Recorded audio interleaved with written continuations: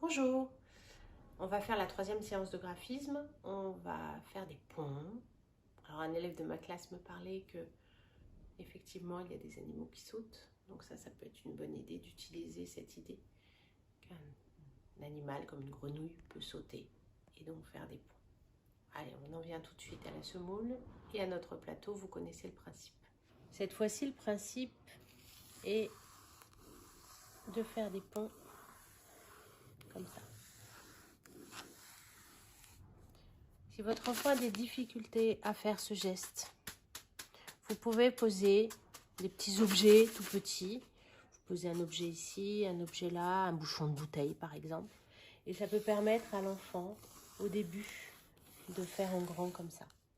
Ensuite seulement, quand il aura le geste, vous pourrez passer à des choses plus petites.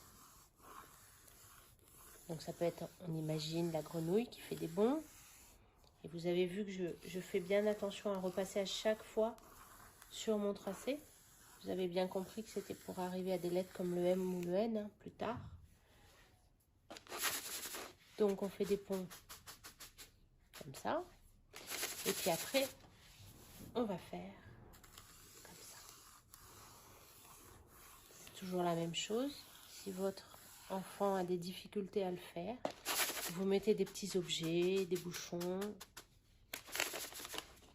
de façon à ce qu'il puisse faire son geste correctement. Voilà. Donc ces deux gestes-là sont à faire d'une façon régulière, que vous pouvez bien sûr reprendre après sur un cahier. Au début, pas forcément entre des lignes, puis après entre des lignes, de façon à ce que votre enfant ait le geste.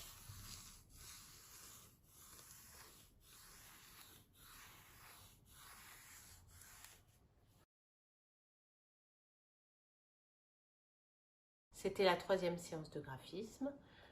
Il en reste une encore avant que nous puissions venir à l'écriture des lettres et des chiffres. À bientôt les enfants.